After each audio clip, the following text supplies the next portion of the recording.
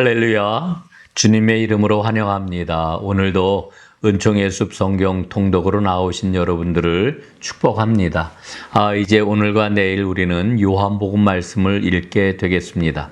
여러분 지금까지 읽었던 세 복음서 마태, 마가, 누가 복음을 우리는 공관복음이라고 이렇게 이야기를 하고 요한복음을 제사복음이라고 이렇게 이야기를 합니다. 자, 이 제사복음인 이 요한복음의 말씀은 앞에 읽었던 공관복음서 말씀하고는 그 말씀의 그런 내용과 결이 많이 다릅니다. 예수님은 말씀이신데 육신이 되어 이 땅에 오셨고 그리고 마침내 우리에게 구원과 생명을 가져오셨습니다.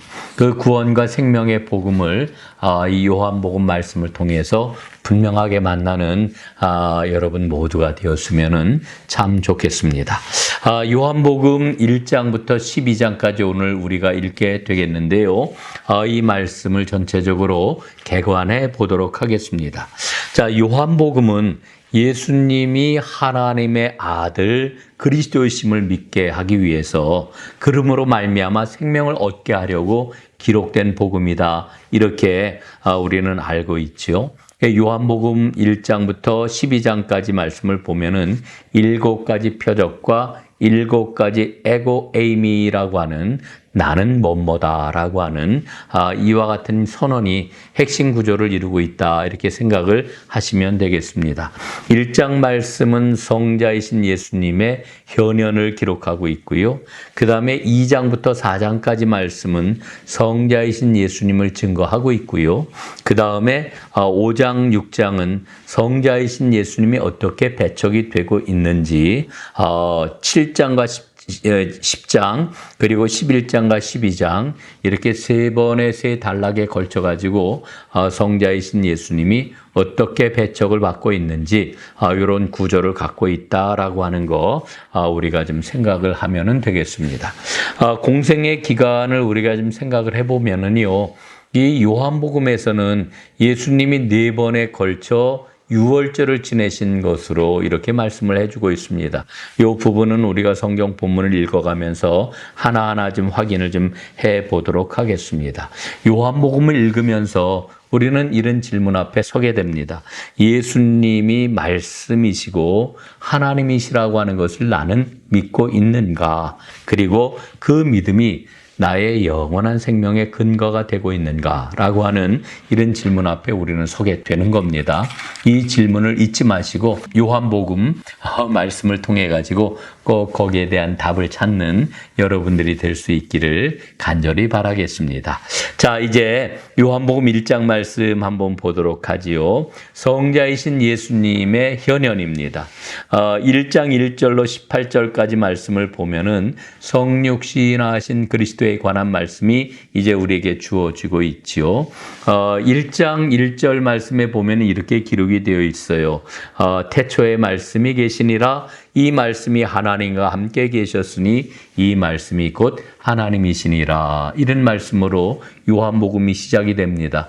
범상치 않지요.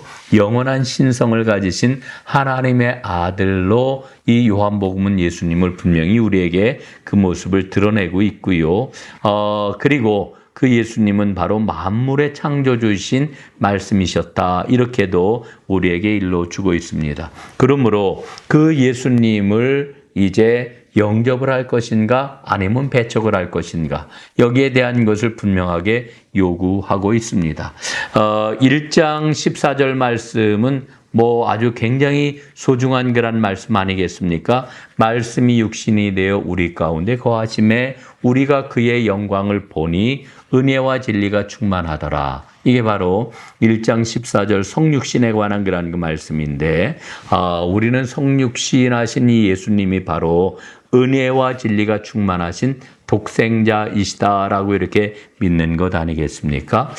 이 말씀이 우리 심령 가운데 꼭 약동을 했으면 좋겠습니다. 자, 이제 1장 35절부터 51절까지 말씀을 보면은 예수님이 이제 부르시는 처음 제자들 이야기가 나옵니다. 세례 요한이 예수님을 증언을 했고요. 그 다음에 세례 요한의 제자였던 안드레와 요한이 예수님께로 옵니다. 그리고 안드레 형인 그 시몬 베드로가 또한 예수님을 만나게 되지요. 그리고 시몬과 동양인 베세다 사람 빌립이 또한 예수님을 만나게 되고 참 이스라엘 사람이라고 칭함을 받는 나다나엘 역시 예수님을 만나게 됩니다. 이런 그 모습을 보면서 전도가 과연 뭘까? 전도의 동심원이라고 하는 그런 이야기가 사실은 여기에서 나온 그런 그 이야기인데 예수님을 우리는 정말 잘 소개하면서 믿음 생활을 해야 되겠다 하는 생각을 갖습니다. 자, 2장과 2장, 3장, 4장 말씀 이제 넘어가 보겠는데 성자의 증거를 기록하고 있습니다. 그러니까 예수님은 누구시냐라고 하는 그런 이야기가 되겠죠. 자, 요한복음은 예수님을 누구로 소개합니까? 첫째, 예수님은 창조주이시다. 이게 첫 번째 기적인 물로 포도주를 만드시는 이와 같은 기적을 통해서 우리에게 주는 메시지가 뭐예요? 예수님은 창조주이시다. 두 번째, 예수님은 심판주이시다. 이 이야기는 바로 2장에 나와 있는 성전을 정화하시고 부활을 예고하시는 이 모습을 통해서 심판주 예수님을 우리에게 소개합니다. 세 번째, 3장, 4장 말씀을 통해 가지고 세상을 구원하실 주님, 구세주이신 예수님을 우리에게 소개를 해주고 있는 거죠. 요한복음 3장 16절 우리가 너무나 잘 아는 말씀, 이것은 요한복음과 복음서 전체의 요절이라고 이야기할 수가 있겠지요. 자, 예수님이 누구시라고요? 창조주이시다, 심판주이시다, 그리고 구세주이시다. 이게 요한복음에서 일러주고 있는 것입니다. 가나의 기적을 잠깐 우리가 다시 한번 생각을 하면은 예수님의 영광을 강조하고 있지 않습니까? 그리고 거듭남을 이야기를 하고 있는데 거듭남이라고 하는 것은 새로 태어난다, 위로부터 태어난다라고 하는 것을 뜻하는 그러한 그 말씀이 되겠습니다. 자, 조금 그 범위를 벗어나긴 합니다만은 2장부터 11장까지 말씀을 보게 되면은 7가지 표적이 기록이 되어 있습니다. 7가지 표적이 무엇입니까? 첫째, 가나의 혼인잔치를 통해서 물로 포도주로 만드신 이런 표적이죠.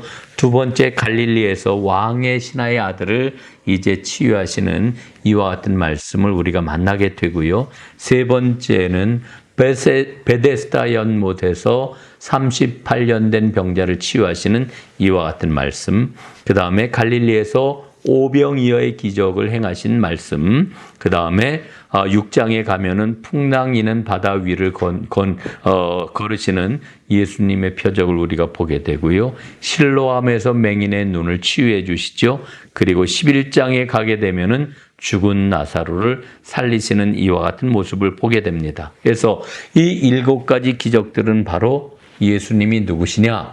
예수님의 신성을 나타내는 표적들이라고 하는 것을 우리는 보게 되는 것입니다. 자, 이제 5장과 6장 말씀을 보겠는데요. 이 5장과 6장 말씀은 성자이신 예수님이 배척당하는 첫 번째 단락이 되겠습니다. 성자이신 예수님은 아버지와의 일치를 주장하시지 않습니까? 그래서 예수님은 4장 34절에서 이렇게 말씀합니다. 나의 양식은 나를 보내신 이의 뜻을 행하며 그의 일을 이루는 것이니라. 이렇게 말씀을 하셔요. 나의 양식은 아버지의 뜻을 행하고 그의 일을 이루는 게 내 양식이다. 두 번째, 아버지께서 이제까지 일하시니 나도 일한다. 이렇게 말씀을 하셔요. 세 번째, 아버지께서 나를 보내신 것이니라 아주 분명하게 선언하십니다. 네 번째, 나와 아버지는 하나이니라. 이건 놀라운 선언이지요. 그 다음에 다섯 번째, 아버지께서 내가 말할 것과 이룰 것을 친히 명령해 주셨다. 이렇게도 말씀을 하셔요. 그래서 이 모든 것들을 통해서 성자 예수님은 아버지와의 일치를 주장하고 있는 것을 보게 됩니다. 자, 그 다음에 6장으로 다 한번 넘어가 보겠습니다. 6장에 보니까 생명의 떡이신 그리스도 예수님을 우리에게 일러주고 있습니다. 사람들이 오병이어의 기적을 이제 맛보지 않았습니까? 그런데 사람들은 여전히 떡만을 찾고 땅의 것만을 찾아요. 예수님이 어떤 분이시냐 그 표적의 본질을 이제 깨달아 알지를 못하는 거지요. 그래서 예수님을 왕으로 삼으려고 그러잖아요. 왕으로 삼는 이유가 뭡니까? 저 예수가 우리를 늘 배부르게 할 수가 있겠구나 라고 하는 목적 때문에 예수님을 왕으로 삼으려고 한 거 아닙니까? 그게 예수님이 바다 건너편으로 피하시지요. 그러면서 예수님이 이제 후에 들려주시는 말씀이 무엇입니까? 나는 하늘에서 내려온 생명의 떡이다. 내 살과 내 피를 먹어야 영생을 누릴 수가 있다. 그랬더니 사람들이 예수님의 이 말씀을 이해하지를 못합니다. 어렵다고 이야기를 합니다. 그리고 예수님을 떠나가지요. 그럴 때 예수님이 제자들에게 너희도 나를 떠나려느냐? 참 안타까운 이런 말씀으로 질문하는 걸 보지 않습니까? 자, 어쨌든 중요한 것은 요한복음 말씀을 통해서 이제 우리는 이미 실현된 그 종말을 맞고 그 선언한 말씀을 만날 수가 있습니다. 자, 다음으로 넘어가겠습니다. 7장부터 10장까지의 그 말씀인데요. 여기는 성자 예수님이 배척당하시는 두 번째 단락의 그 내용들이 기록이 되어 있습니다.